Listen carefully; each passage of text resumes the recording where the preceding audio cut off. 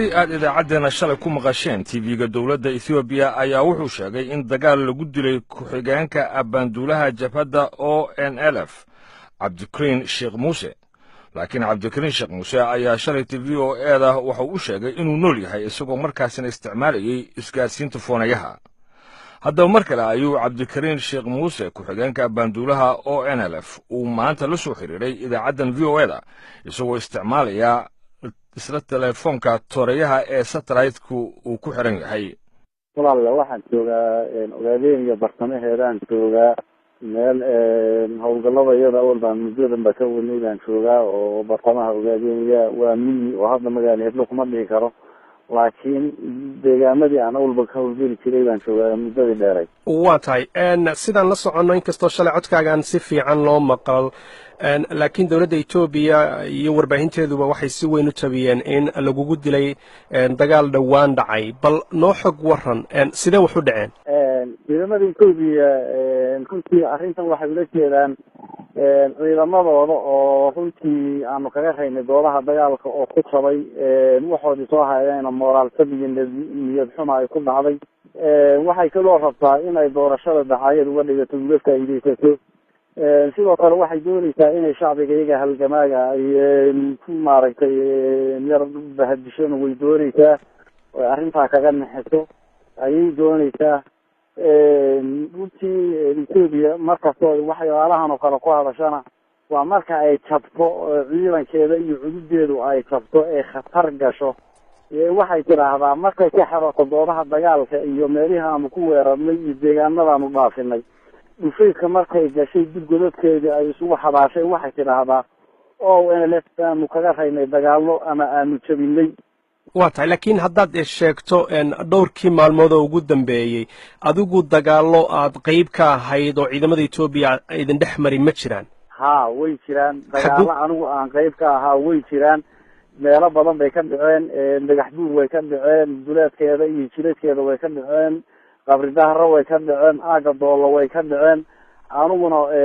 dagaaladaas oo dhan halka xiriirisa ayaan joogay barta hogaamintaan joogay marka dagaaladan ugu dambeeyay dhagax buur agteeda laga sheegay ayay dowladda Ethiopia sheegtay in adiga iyo ilaa dhowr iyo 10 qof oo kale oo ciidamadiina ka tirsan la dilay haddii adigu aad leedahay waan noolahay dagaalkaasina aad leedahay qayb baan ka ahaa sidee wax kuu soo gaareen ma laga yaabaa inaad dhaawacan tahay maya hadda casiisow waxaba yaraatay soo gaaray ma jiro oo dhibaato ay soo gaadhay oo Ethiopia iga soo gaadhay oo xanuun ah oo aan qabaa ma jirto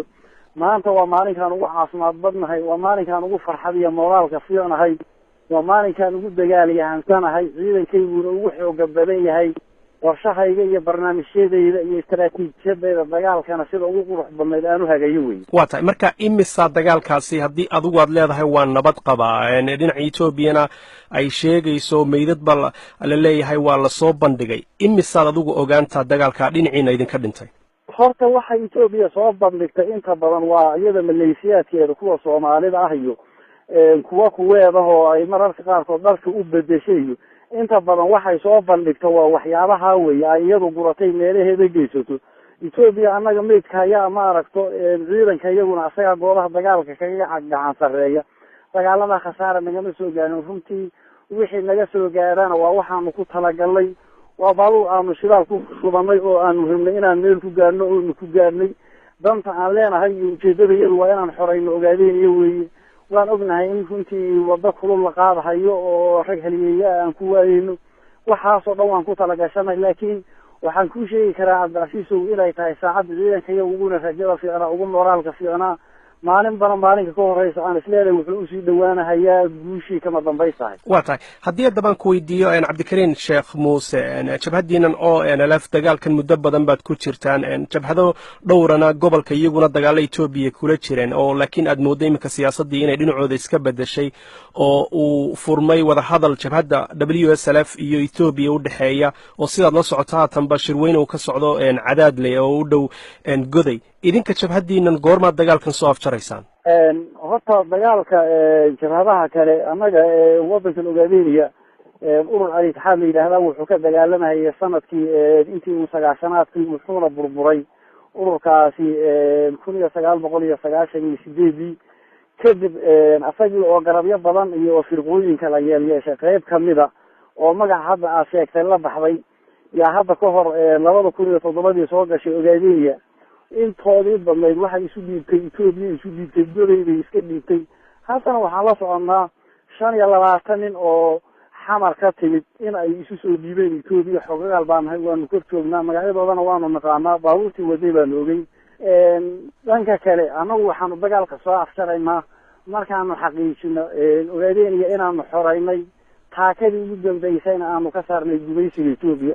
xilligaas dagaalka iyagu joogsan doona hadii Ilaahay yiraahdo shacbiga iyaguna ayisa ka tashado laakiin Cabdi Kariin markaan eegno si waaqiciyana u hadallo iyagu kooxdan imika heshiiska la gashay Itoobiya idinku ku macnay inay isdhiibeen ama inay isdhiibin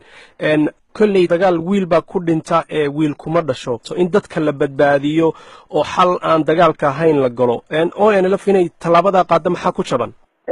وأنا أقول بيري إن بدن إن أنا دجال ضعف إيجا إن أنا حل أفادينه إثيوبيا وضح الله إن كان ضد بدن سيا كان دمامين إثيوبيا كان كذا علين تكسر عمري أو أنا لفمرنا ما إلى جيزين إن مشاكل كلها الأوجادية إن وضع هذا الوحى اللي مرنا ما إلى الدين مروا البديار بانونا هاي الكوبية حق هذا الوحى والبكاس علا يهين وآمسان إن البيار وحكم غورين كثر كاسنا وحوا كحجانك أبان دولها جفدة ONLF عبد الكريم شيخ موسى ورمي عبد العزيز حسين وجوجا واشنطن